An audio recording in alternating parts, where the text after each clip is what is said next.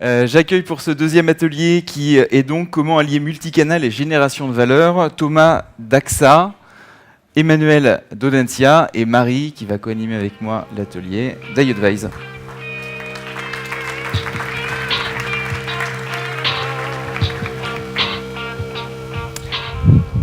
Bienvenue à tous les trois. Bonjour à Marie, tous. je te laisse pour ta première question. Oui, donc j'ai le plaisir d'animer cet atelier en compagnie de Thomas Rudel, qui est en charge des réseaux sociaux chez AXA, et d'Emmanuel Pierson, qui est lui responsable de la communication digitale chez Audencia. Donc pour démarrer un peu cet atelier, cette conversation, je vous propose de nous détailler un peu comment se concrétise la stratégie multicanal chez Audencia et chez AXA. Alors, chez AXA, la problématique qu'on a, c'est nos clients sont extrêmement variés. On a tous les types de clients, on a une diversité de gamme qui est assez large, et du coup, la problématique, c'est d'aller là où ils sont.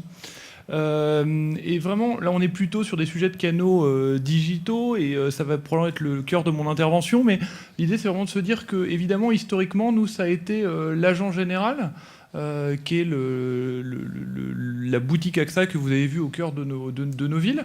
Évidemment, il y a le courrier, il y a le téléphone, le site web, l'application mobile et évidemment les réseaux sociaux aujourd'hui. Et l'idée, c'est pas d'opposer, c'est pas de se dire je coupe le téléphone, j'ai plus de point de vente physique, mais d'être vraiment sur un sujet de complémentarité en se disant que le client AXA, il est d'une grande diversité, il est plus ou moins digital. Et surtout, il a des moments de vie où il a des besoins plus ou moins digitaux.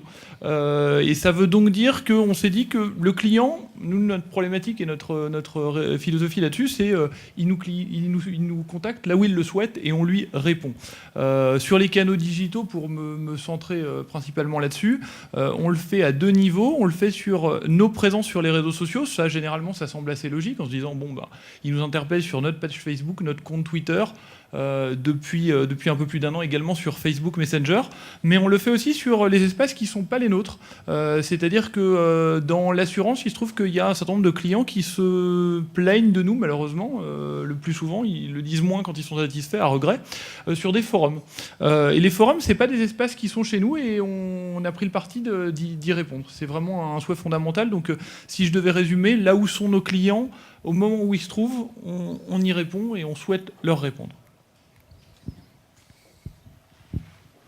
Bonjour à tous. Donc nous, on a une autre problématique, c'est que forcément, on parle beaucoup aux étudiants.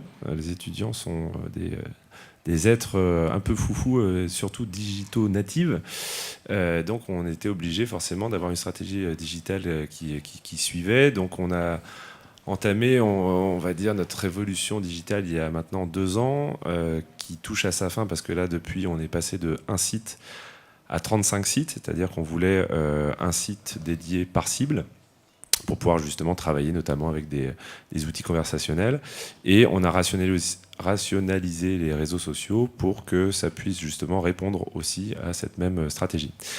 Donc ça veut dire que depuis juillet dernier, depuis il y a 1 an, on travaille sur comment mieux parler sur les réseaux sociaux, sur ces fameux sites, comment rendre tout ça dynamique. Donc on a créé une plateforme de brand content, en fait, de content marketing dédiée qui permet en fait aux référents communication des différents départements, parce qu'avant on était un community manager et après il y a toujours des problèmes de ressources humaines, donc on ne pouvait pas être 12 community managers. Donc ce qu'on a fait, c'est que on a formé en animation des réseaux sociaux chacun des membres des départements.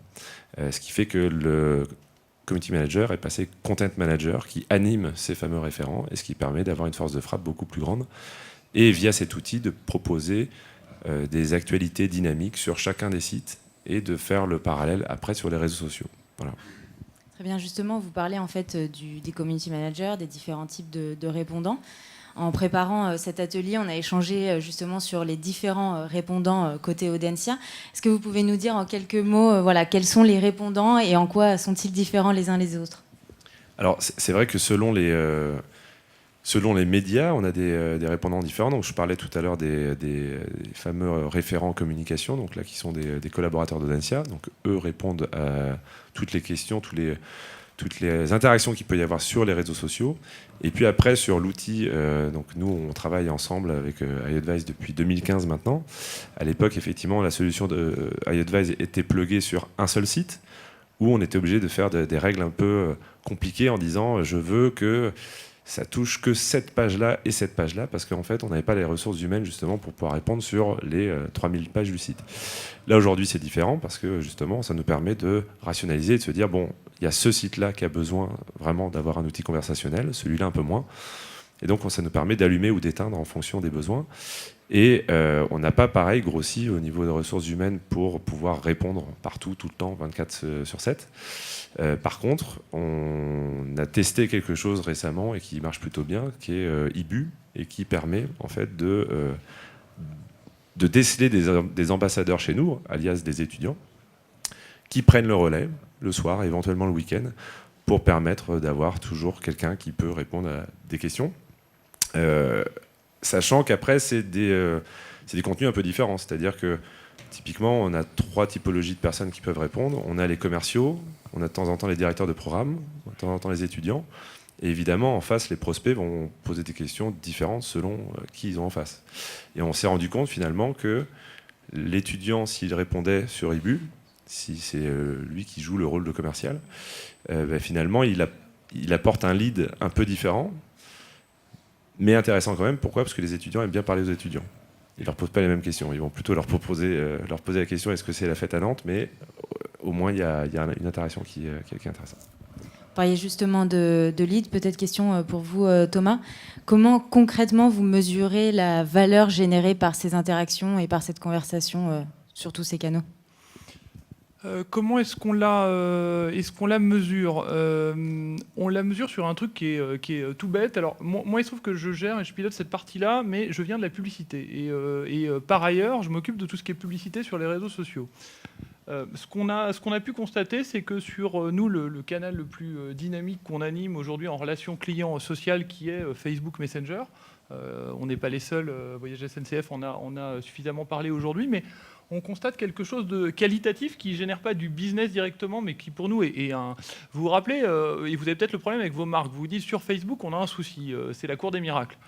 Ça se plaint, ça n'arrête pas de se plaindre avec un sujet, comment gère les choses.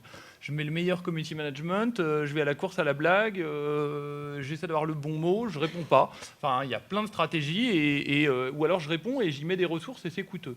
Le fait d'avoir proposé, en plus, évidemment, on y répondait, évidemment, et depuis qu'on a Facebook Messenger, on a constaté quelque chose.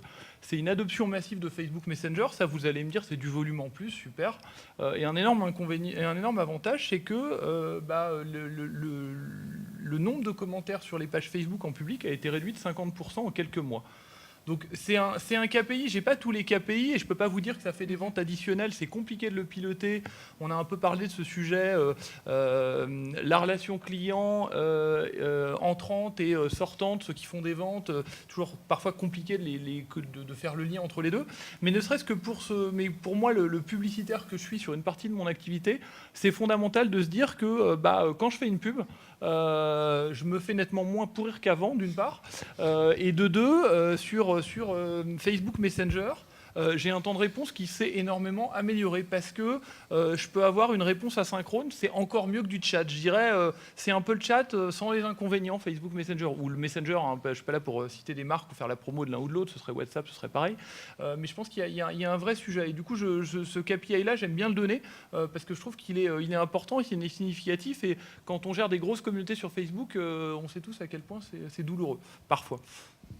Et du coup, chez Audencia, comment vous dites cette stratégie multicanal, elle est vraiment efficace ?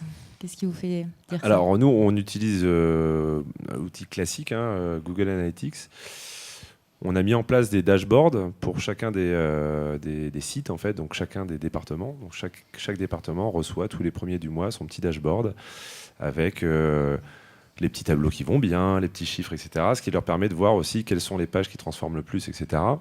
Et après, moi, de pouvoir faire des rapprochements en fait avec les stats qu'il y a sur le site d'iAdvise, qui me permet de dire tiens, c'est bizarre, cette page qui m'intéresse et où il y a une génération de leads, elle a eu beaucoup de conversations. Donc c'est Et un lead pour Audencia, c'est quoi précisément? Alors un lead pour un lead pour Audencia, c'est tout simplement récupérer un contact qualifié d'un étudiant qui cherche une formation et qui va être ensuite rappelé soit par Skype, soit par téléphone, soit par mail, et on va dire travaillé, pour être très market, par nos commerciaux pour qu'ils puissent tout savoir d'Audencia et peut-être un jour s'inscrire. On a une question du public. Pour toi, Thomas, on parle de beaucoup de choses qui ont fonctionné en termes de stratégie multicanal. Est-ce que tu peux nous partager peut-être un projet ou quelque chose qui n'a pas fonctionné, un fail, comme on dit? Oui, je vais en partager un, mais qui me semble notable. Au début où l'activité social media a été créée chez AXA, moi j'ai repris le poste. On m'a dit tu vas reprendre une belle équipe et on fait tout ce qui est pub, relations clients sociales, qu'on vient donc dans mon équipe, et puis d'autres parties annexes. Et qu'est-ce que j'ai constaté, c'était de se dire en première personne qui va faire les interactions avec les clients d'AXA, ça va être des community managers. En se disant, je mets de la valeur ajoutée, ça va être quali, des personnes qui vont avoir le bon mot. Et ça paraît très séduisant, je vous le raconte comme ça, mais ça n'a pas été satisfaisant. Pourquoi ? Parce que malheureusement, dans certaines grosses entreprises, les gens sont souvent en réunion. Je pense que je suis le seul à connaître ça. Et du coup, le temps de réponse d'un client sur du Facebook ou du Twitter à l'époque, c'était souvent 2 heures, 3 heures, 4 heures pour des clients qui n'attendent pas du tout ça comme temps de réponse. Donc c'était étonnant, c'est un vrai fail parce que c'est de se dire, ça partait d'une bonne intention, de se dire, on va mettre des pros de la communication là-dessus, et on s'est dit que, en fait, c'est bien de mettre des pros de la communication qui ont la petite phrase qui tue, mais à un moment donné, quand on a un problème avec un dégât des eaux dans sa maison, on n'attend pas la petite phrase qui tue, on attend la résolution de son problème.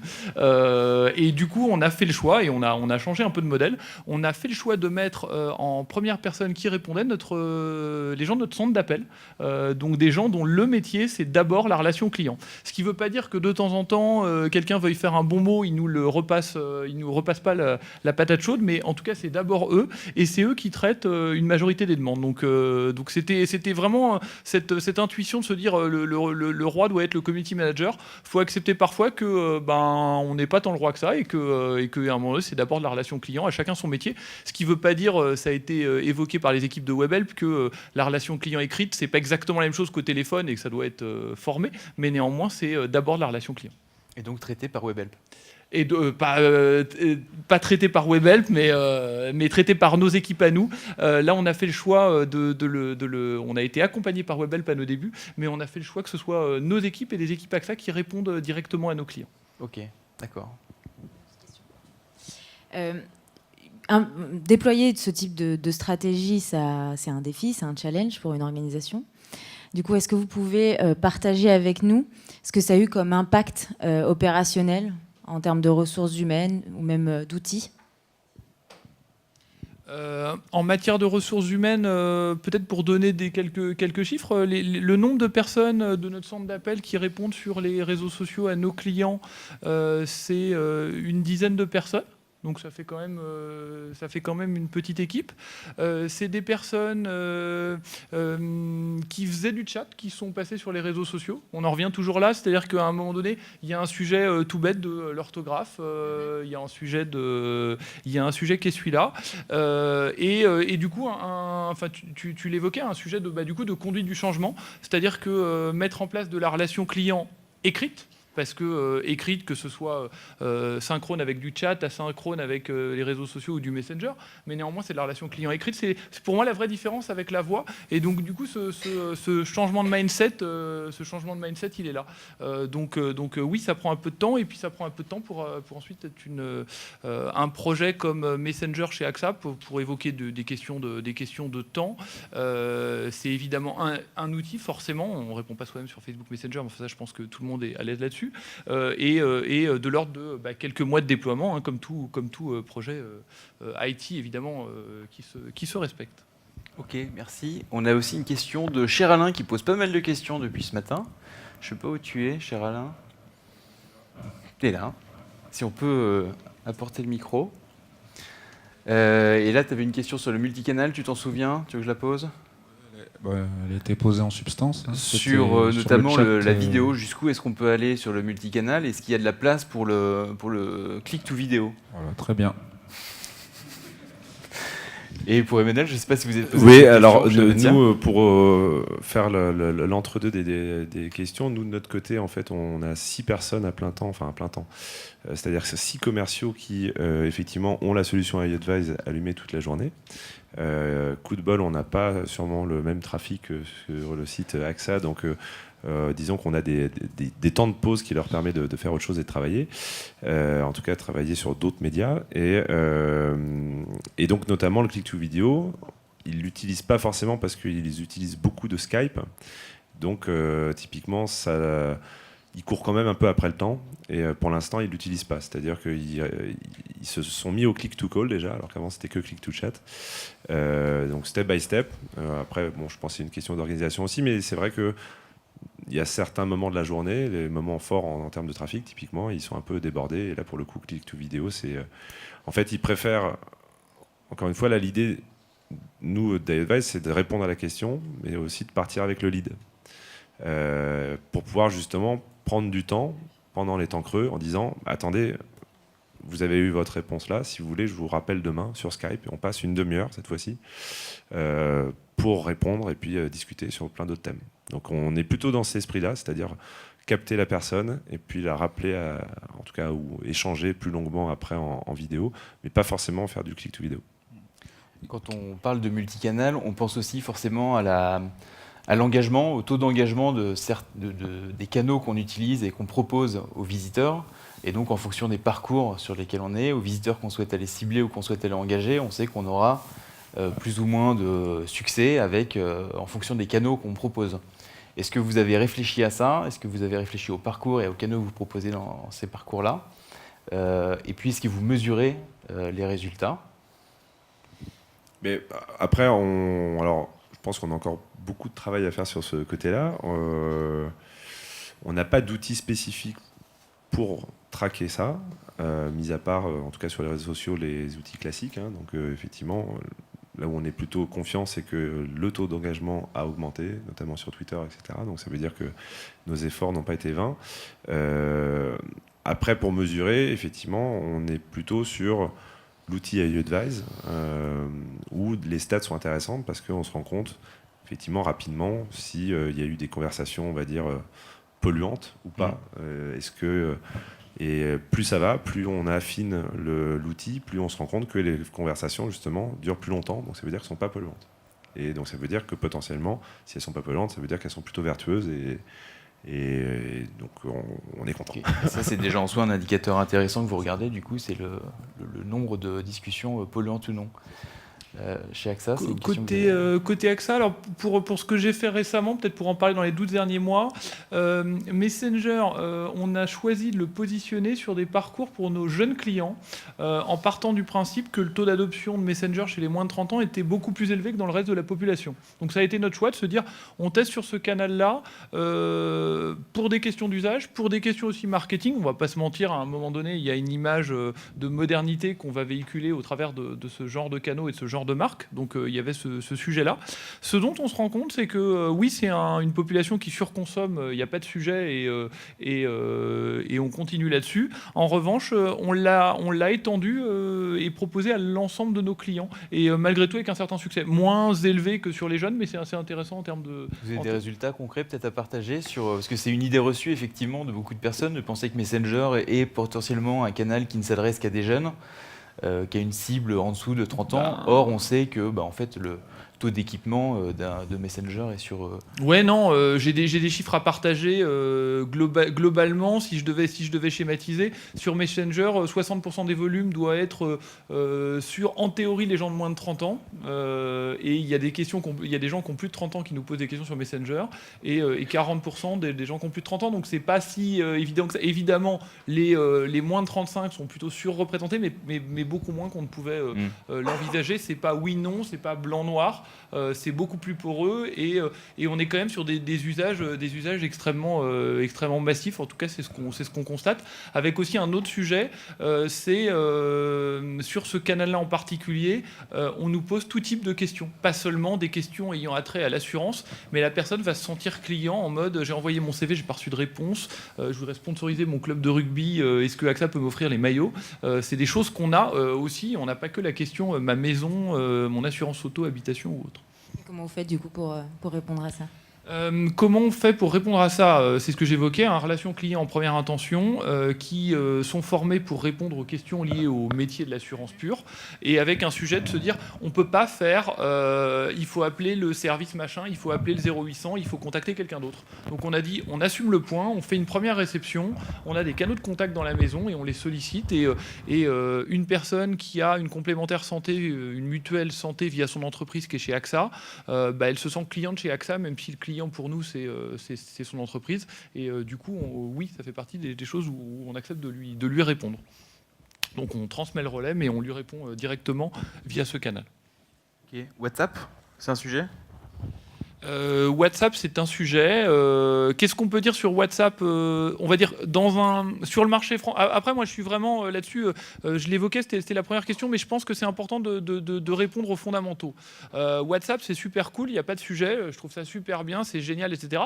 Mais force est de constater que sur le marché français, ce qui n'est pas une généralité dans le monde entier, mais la messagerie la plus populaire et de loin, c'est Facebook Messenger. Donc, à mon avis, WhatsApp est un sujet. WhatsApp fait partie des choses qu'on regarde. WhatsApp, il y aura une API. La question c'est quand, et on pourra faire de la relation client sur WhatsApp, j'en suis persuadé. Mais en revanche, est-ce que c'est prioritaire pour AXA sur le marché français? Je ne sais pas. Là où en revanche, je peux le dire très franchement, parce que dans les pays on regardait, en Europe, la plupart des pays d'Europe occidentale, c'est WhatsApp. Donc clairement, je pense à l'Europe du Sud, je pense au UK, je pense à l'Allemagne, c'est des marchés clés extrêmement importants. Emmanuel, on parlait aussi tout à l'heure en régie, on échangeait sur des journées digitales portes ouvertes, qui sont une nouvelle façon aussi d'interagir. Est-ce que vous pouvez nous en dire plus là-dessus? Oui, alors ça, effectivement, c'est marrant parce que dès le début avec iAdvice, donc en 2015, on a testé, donc forcément, en tant qu'école, on a des journées portes ouvertes qui sont des journées plutôt vertueuses dans le taux de transformation, des journées physiques pour le coup. Mais du part de fait que c'est physique, on ne peut pas en faire beaucoup, ça nécessite beaucoup de moyens, etc. Donc l'idée, c'était de se dire, en plus des fameuses journées en fait, iAdvice, on va dédier une fois par mois ce qu'on appelle les journées portes ouvertes virtuelles, où là, il va y avoir les deux conseillers, des fois deux étudiants qui viennent appuyer la chose, et on va faire tout un tintouin pendant 15 jours avant sur Facebook, sur Google AdWords, etc. C'est-à-dire qu'on va essayer de faire tout pour booster le trafic sur les pages en question où la solution Advice est présente. Ce qui fait qu'on va avoir forcément une espèce de montée de prospects sur, on va dire, de 8h à 20h. Et ce qui nous permet effectivement en général d'avoir des très très beaux taux de transformation ces jours-là. Ce qui est intéressant, c'est que vous mettez aussi en face de l'outil les directeurs de programme. Donc C'est ça. C'est-à-dire que sur ces journées-là, alors ils ne peuvent pas toujours être là, mais en général, il y a toujours un directeur de programme qui est là pour répondre. Un petit temps peut-être pour les questions, pour ceux qui n'ont plus de portable. Non, pas de questions. Est-ce qu'on avait des questions en plus de notre côté? Sinon, on va pouvoir conclure cet atelier. Merci beaucoup. Je vous remercie à tous les trois. Merci beaucoup. Et du coup, on va pouvoir continuer.